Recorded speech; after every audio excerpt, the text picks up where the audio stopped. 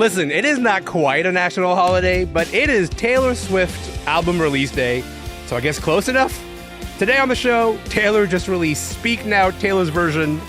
Let's go. The way you move is like a full-on rainstorm, and I'm a house of cards. You're the kind of reckless that should send me running, but I kind of know that I won't get far. I'm Elamin Abdelmahmoud. This is Commotion. It is safe to say we are living in peak Taylor Swift times. She's breaking records. She's selling out stadiums everywhere, but Canada, it's fine. And today, she released Speak Now, Taylor's version. Let's get into it. I'm so excited. I'm going to drop everything now because we have a wonderful panel to talk all things Taylor Swift. Jen Sookfong Lee, the author of Superfan, Tyler Foggatt, senior editor of The New Yorker, Joe Coscarelli, culture reporter of The New York Times. Jen, Tyler, Joe, welcome to Commotion.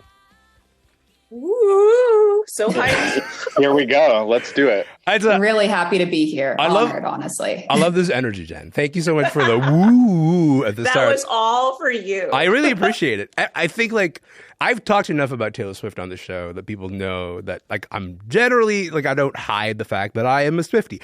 However, this is my album. This is my moment. I've been waiting for this for a minute. I hope that you've been waiting for this for a minute because we're going to talk all about it.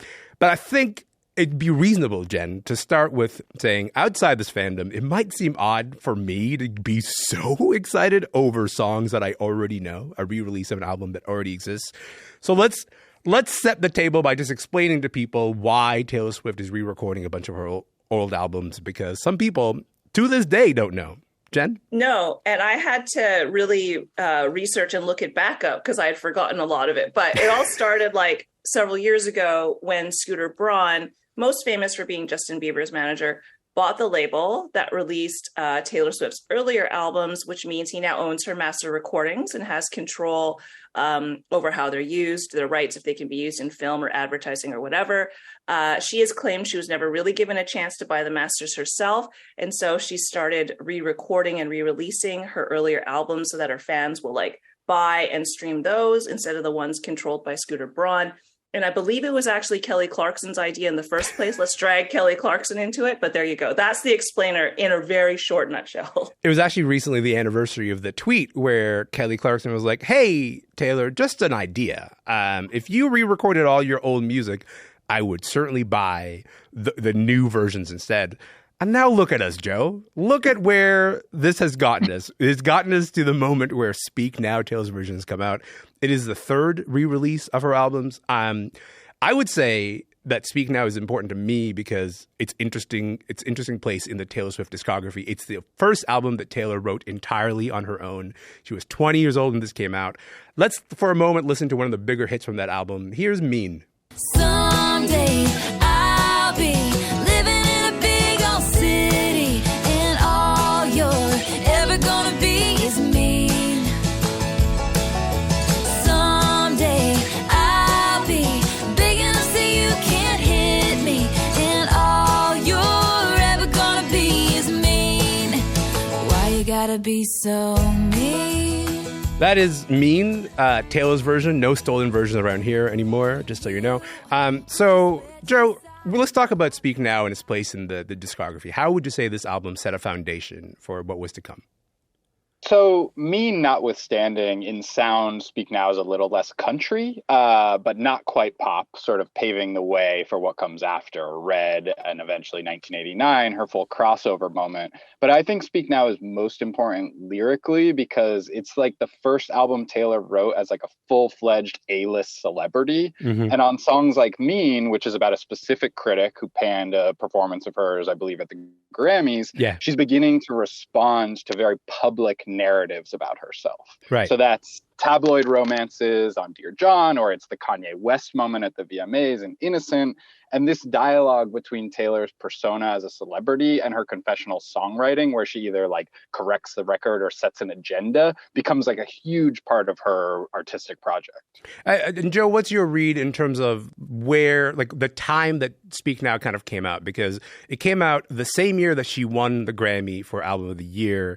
She won that with Fearless. So there's already kind of mounting pressure on whatever whatever she follows it up with but then also it's a year after Kanye West interrupts her at the Video Music Awards.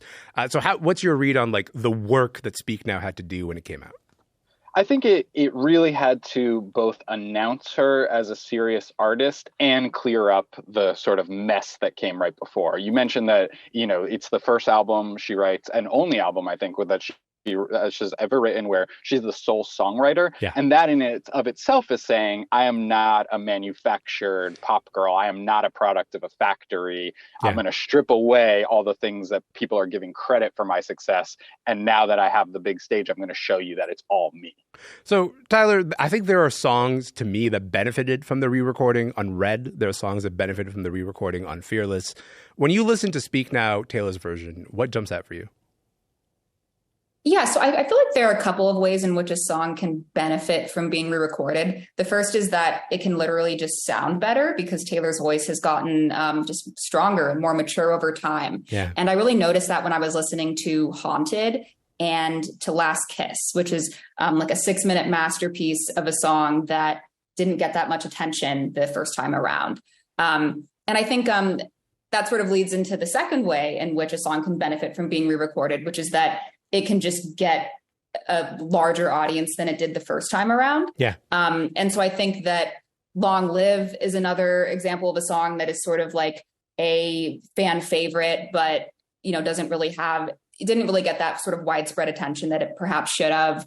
I think one issue that I had with the new Taylor's Version album is that I feel like it's lacking in some of the emotional depth of the original. I feel like the original Speak Now was so angsty. Like it's like the perfect album to scream in your bedroom. Yeah. And I do think that when you listen to the newer versions of the songs that she just sounds like older and a bit more detached. And I think that sometimes that really works. Like when you listen to the new version of Mean and even Never Grow Up, it's kind of cool to hear like an older, more mature Taylor look at these songs again. But I feel like with a song like The Story of Us, I really noticed that this is a more mature person singing. Yeah, and I think there's sometimes where the brattiness like of her voice on the original version of this album really sells the songs. I know we're going to get Better Than Revenge, but I feel like her heart's just not in it this time. Yeah, and her relationship has clearly changed, right? When we get to songs like Better Than Revenge. Jen, we should talk about Better Than Revenge because in addition to the fact that there's a little bit less sass, there's a little bit less brattiness, she's also revamped the lyrics, right? The original lyrics are she has this part where she says she's better known for the things that she does on the mattress. We don't say things like that anymore, Taylor Swift. And Taylor Swift also agrees with that notion. So she's changed that lyrics. The new lyric is, he was a moth to the flame. She was holding the matches. Is it a bar? I don't know. Kind of. It's not bad. But also, are you surprised that she re-recorded, that she did sort of redid that line, Jen? No, I mean, not at all. And I think like my first book came out 16 years ago, and there are definitely lines in there that I regret and that I would change if I could. So I think if I had the power and influence of Taylor Swift and was allowed to go back and change those things, I think that I would. Like, she's 33. It would be very hard for her to say that line at 33, right? So, only Taylor Swift can do this, though, I should say.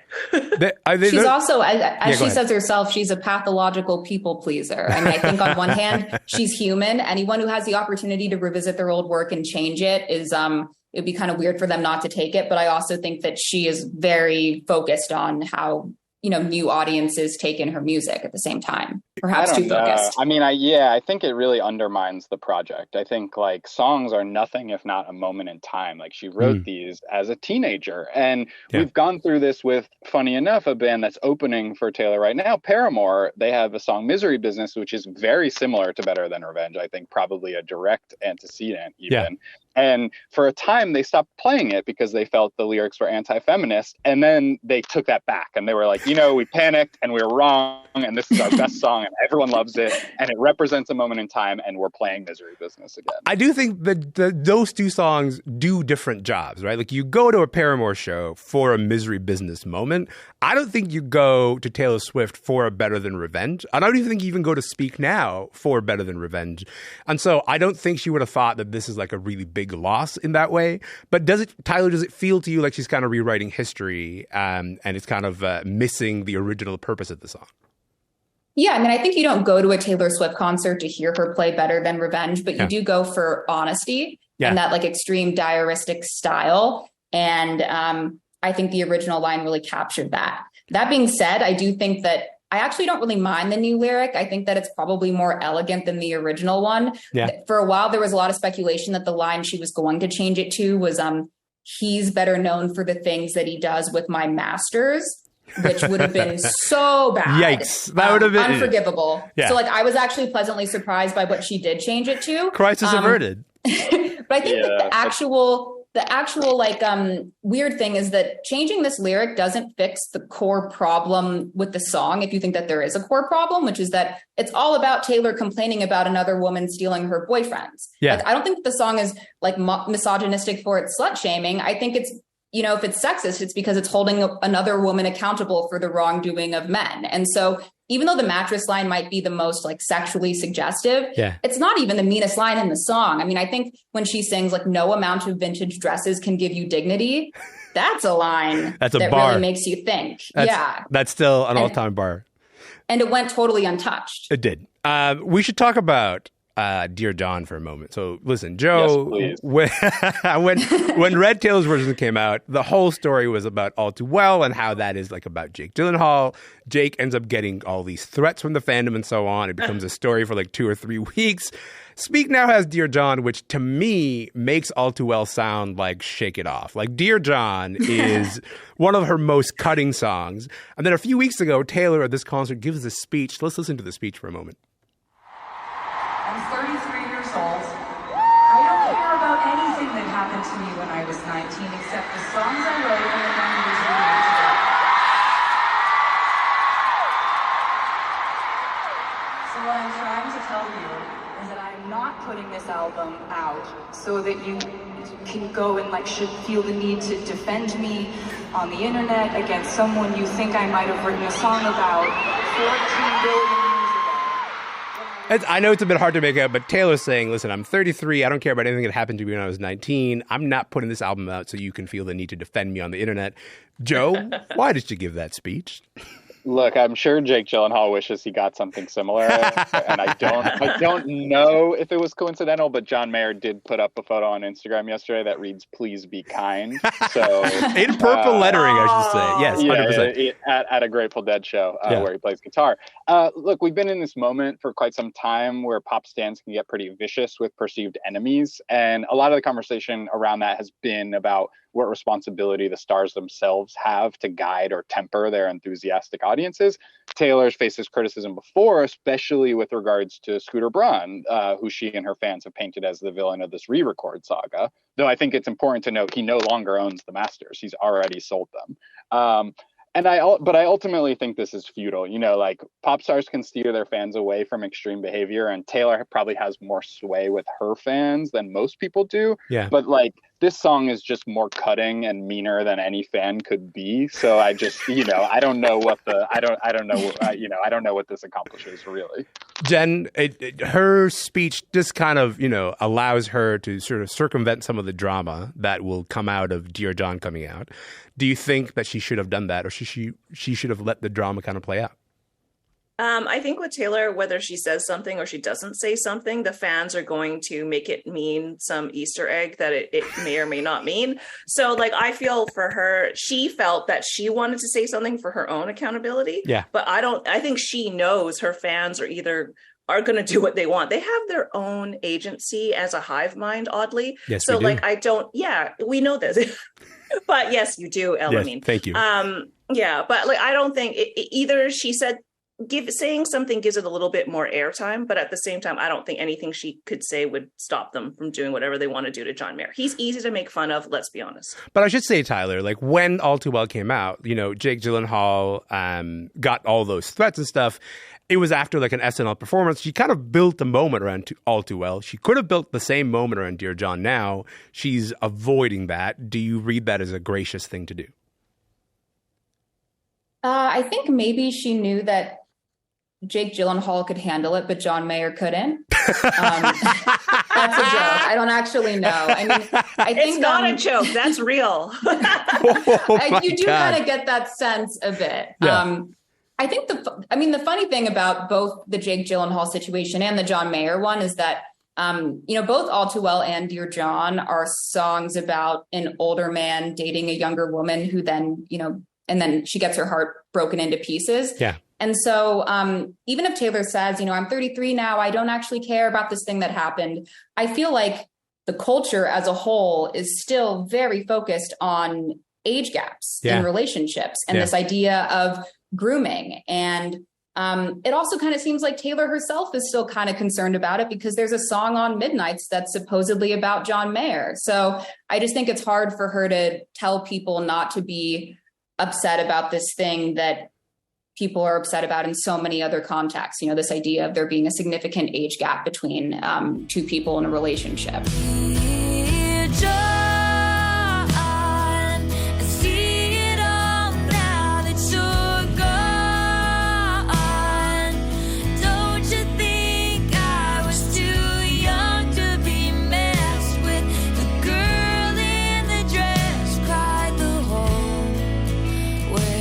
I have sort of a side take, which is that I think the tabloid conversation about Dear John takes away from the song itself. I think All Too Well got to have both. It got its extended version where people got to talk about the craft of it. But Dear John is the most underrated, and to me, maybe top 3 songs in Taylor's catalog, just on a pure songwriting level. The lyrics are incredible. The little blues licks, which may or may not be an allusion to John Mayer.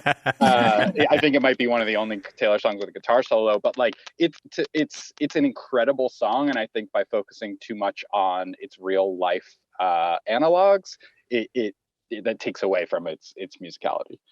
We'll zoom out slightly here. Let's shift gears and talk about all the re-recordings in context. These are just, new versions of almost identical versions of songs that people already know. Yet Red, Taylor's version, Fearless, Taylor's version, they broke streaming records. They sold really well. Why are people responding to Taylor's versions, do you think? So I think there's one element of it is definitely that Taylor's fan base is larger than ever. And you have a lot of people who are listening to some of these songs for the first time. I know that for me, I was, I kind of came to Taylor during the Speak Now era. And so I missed some of the songs on Fearless, aside from the big hits like Love Story and You Belong With Me. And so I was really enjoying that album for the first time when she came out with the Taylor's version. Yeah. But the other thing is it's the vault tracks, I think.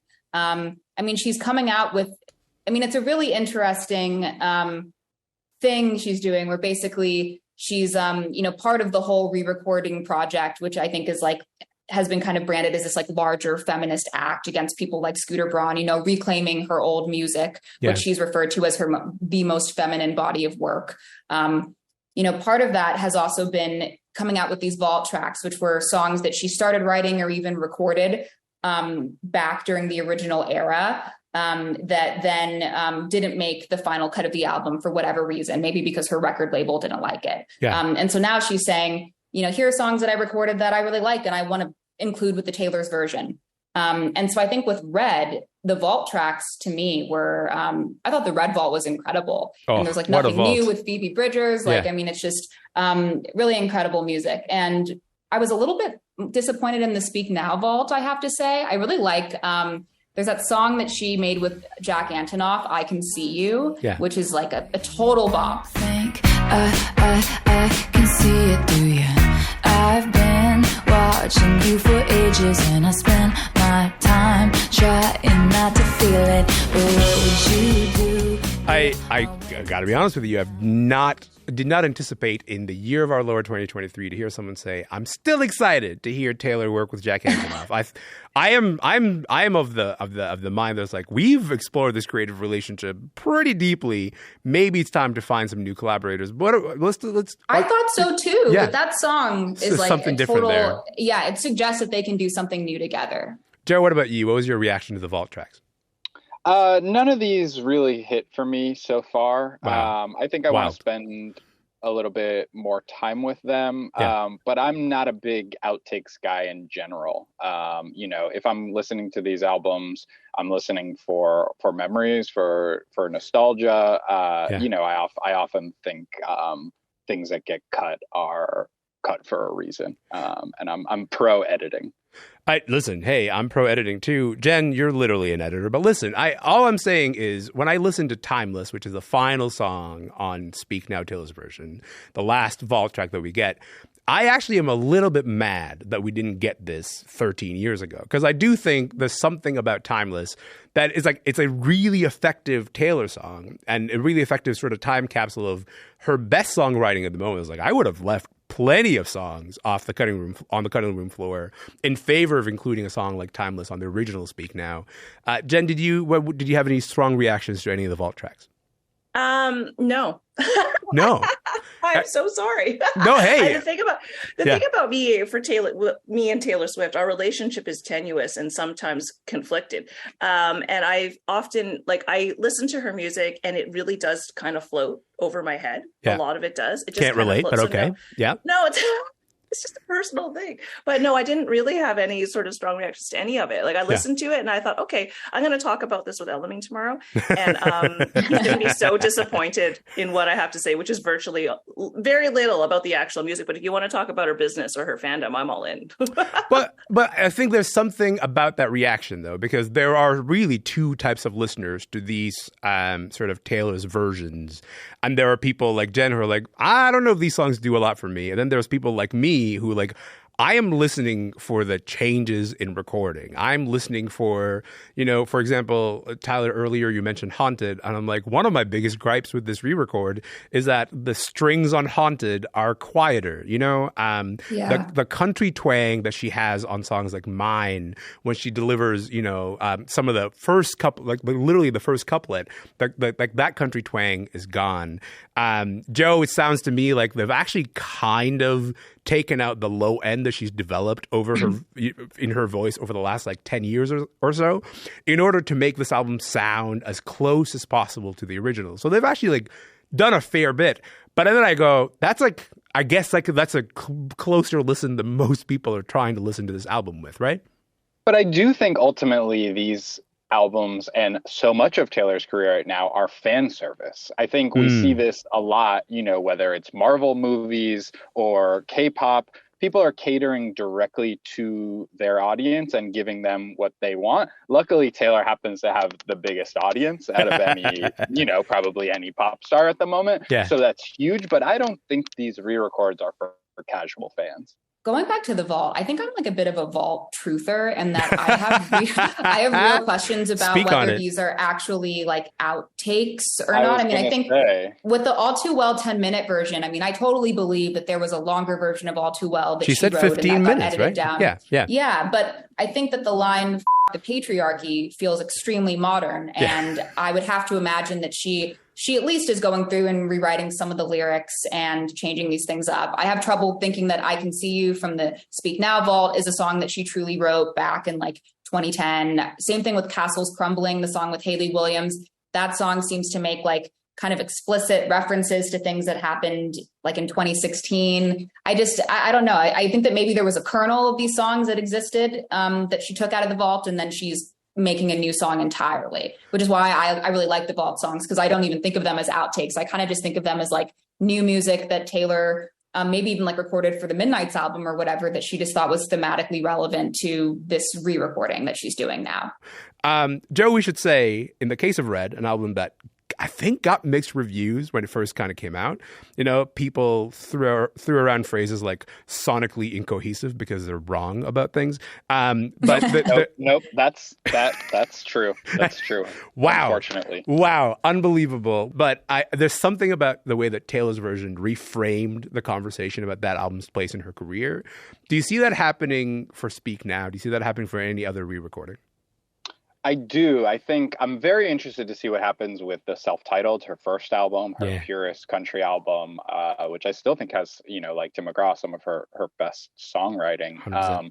But I think the self-titled and Speak Now are the two least heralded Taylor Swift albums. I think they're the ones that sort of get lost in the conversation. They don't really represent a true turning point to your average listener.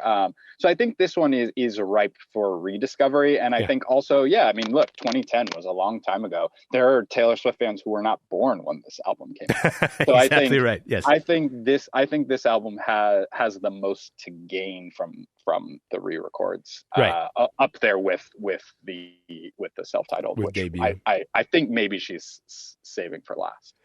That's my guess too, in terms of like, I think it seems like she's already hinting at 1989 and Reputation, which means, suggests that, debut will be the last one to come out. Jen, we should say, she's 6 albums under she had total 6 albums under the old contract that she'd like to own again. With Speak Now out, she's halfway through that process. This is a long time to spend on retreading old material. Do you get a sense that her career is suffering in any way because of this pit stop that she keeps making, revisiting some of these old songs? No, clearly not. I mean, I think financially, I think then also, I think Tyler's point about her getting younger fans and newer fans with revisiting the old material is a really good one, because she is a magical unicorn that way. Her sort of age gap of her audience is ginormous. She has every 14-year-old fan from 2006 to now, every 14-year-old has been, captured. Yes. That's incredible. That's exactly unheard of. My kid is 13, has no idea who Avril Lavigne is, knows exactly who Taylor Swift is. So there's an example. But I would say for her, my worry is always when artists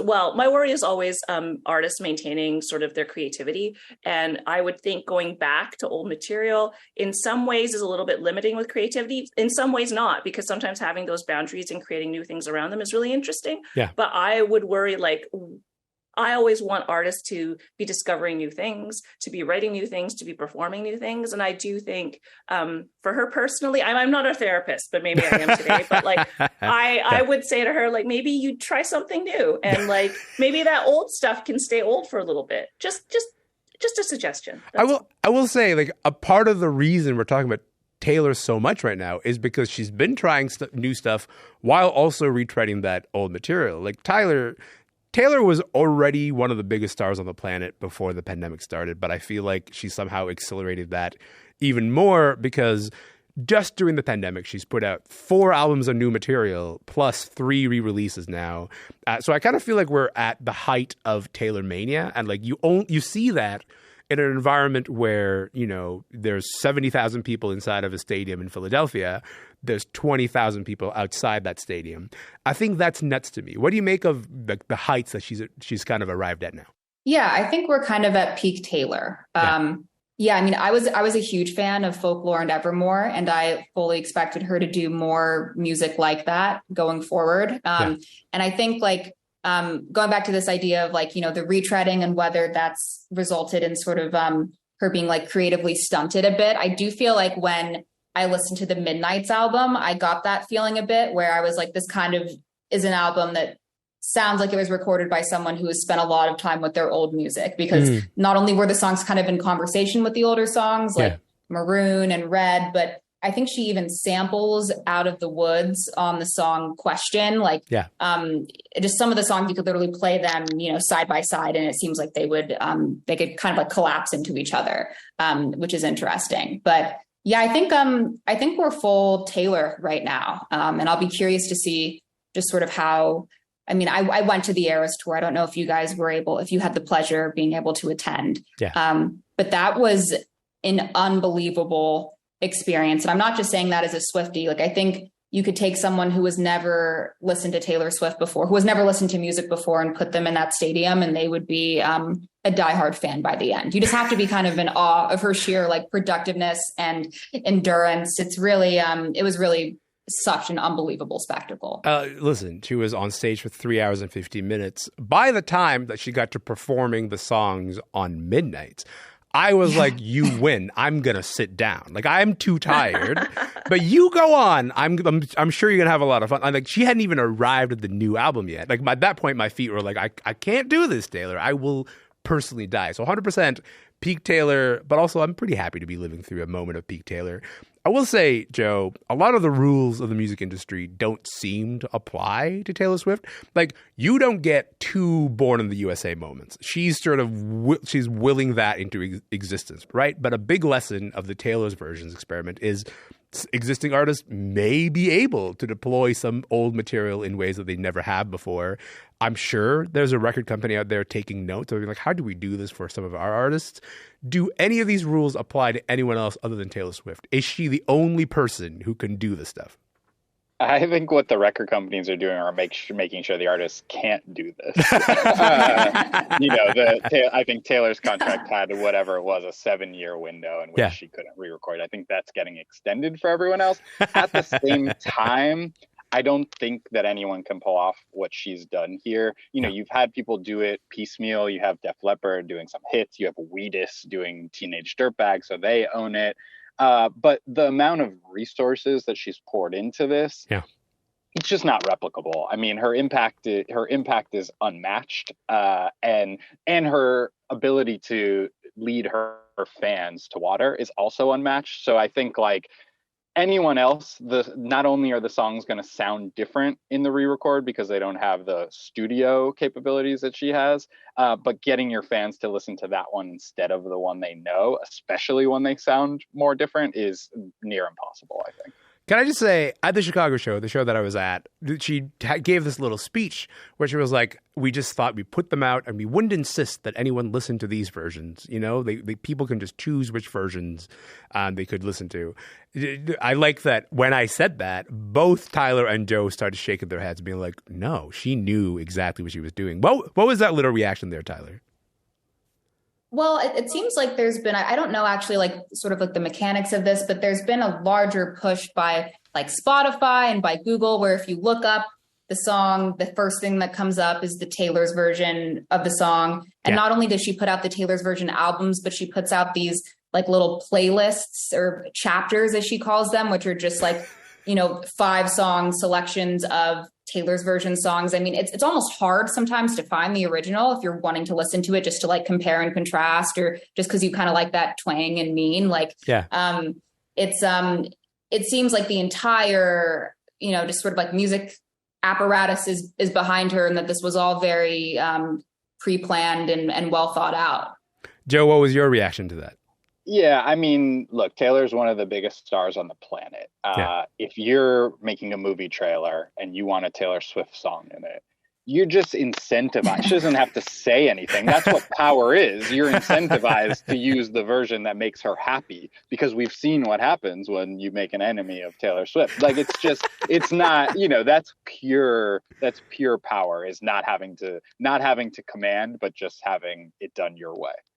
Remember when Wildest Dreams was going viral on TikTok, and then she literally put out the Taylor's version of Wildest Dreams so that people could use that version of the song instead? I mean, it definitely seems like she's trying to get people to listen to one and not the other, and that she cares whether they listen to the new one. And it's working. But Billboard had a breakdown last night, I believe, about the numbers since. And I think you're right, because of the push by gatekeepers like Spotify and playlisting and syncs and whatever, the numbers are huge for the re-records versus the original versions in the same time period. I appreciate you phrasing it as that's what power is, because you know what? To this day, I haven't heard her go, I'll be real mad if you use the other versions. But, people are just saying, I would just like to make Taylor Swift happy. Jen, is that to you her real power? Her real power actually is that she's as good or better a business person than she is a musician, in my opinion. And what she excels at is she's got the hard skills where she's going to talk about her contracts and she's going to talk about her business, but she's also got the soft skills where she's going to convince you to do something without actually telling you how to do it. Like, seriously, Elon Musk needs to learn a few things from her about how to run an empire, and everyone wants to make her happy. Everybody wants to make her happy. So it's fascinating to me, truly. Well, I don't have the 10th of the power of Taylor Swift, but you just made me very happy, all of you. Thank you so much for being on the show. Thank you for diving deeper into Speak Now, Taylor's version, and for being here to capture this moment of Taylor mania. Tyler, Jen, Joe, thank you so much for coming on Commotion. Thanks for having us. Thank you so much. I could have talked to you about this all day. All right, let's go. I mean, we're not even going to stop talking right now, but thanks, everybody. Thank you. Jen Sookfong Lee is the author of Superfan. Joe Coscarelli is a cultural reporter at the New York Times. And Tyler Foggatt is an editor with The New Yorker. And you know what? That is it for the show today. But before I go, I got to do the thing where I tell you about the incredible people that help get the show on the air. Commotion is produced by Stuart Berman, Ty Callender, Gene Kim, Jane Van Couverden, Jess Lowe. Our digital producer is Amelia Ekbal. Jane Van Couverden is also directing today's show. Our engineers this week are Gabby Hagarilis and Sam Hashmi. The senior producers this week are Danielle Grogan and John Perry. Ann McKeegan is our executive producer. Me, I'm just a Swiftie, but I have a name. My name is Elamin Abdelmahmoud. Listen, if you missed anything on the show this week, you can always find it wherever you get your podcasts.